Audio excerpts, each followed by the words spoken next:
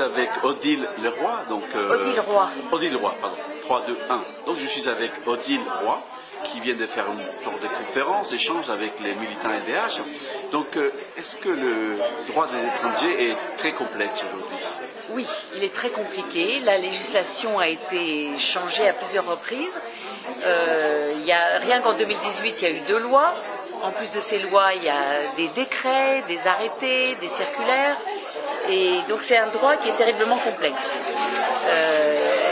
Et au point l'intervention de la Cour européenne des droits de l'homme peut faire évoluer l'état de ces... Alors, on n'y pense pas toujours, peut-être qu'on n'y pense pas assez, mais c'est vrai que la Cour européenne a été saisie récemment dans 2 affaires et on voit qu'elle est susceptible de faire un peu bouger les choses par rapport aux droits de l'homme.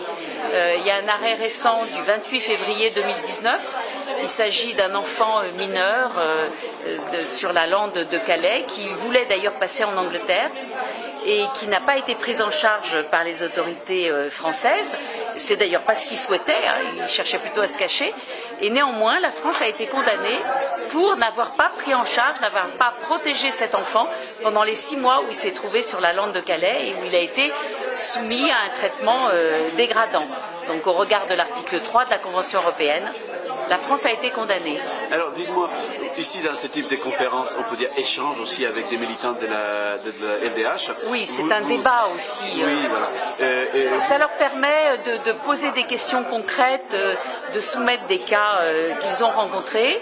Et puis, voilà, moi je suis universitaire, pas spécialiste d'ailleurs du droit des étrangers au départ, mais j'ai bien bossé mon sujet.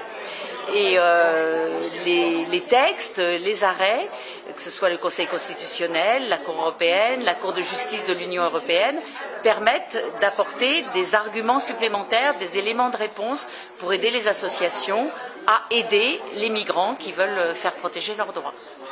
J'ai une petite question un peu provocatrice. J'ai l'impression que, vous me confirmez ou infirmerez, j'ai l'impression que l'avantage n'est pas des côtés de la Ligue des droits de l'homme pour sauver... Alors, je vais dire qu'elle a encore du pain sur la planche.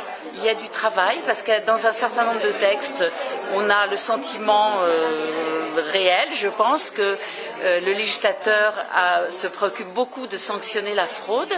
Mais du coup, il y a des présomptions de fraude. C'est normal de sanctionner les fraudeurs, pourquoi pas. Mais on ne peut pas présumer la fraude. Donc là, il y a vraiment beaucoup à batailler pour faire évoluer encore les lois, pour protéger les droits et pour voir que entre les impératifs d'ordre public d'un côté, mais de l'autre côté, la protection de l'être humain et de ses droits, eh bien, il faut faire prévaloir quand même la protection de l'humain et surtout quand il s'agit d'un mineur, bien entendu. Et pour terminer, vous êtes toujours optimiste, vous y croyez? Alors il faut être optimiste, voilà. Il faut continuer à y croire pour continuer à se battre. Et voilà, c'est important, c'est important. Merci beaucoup.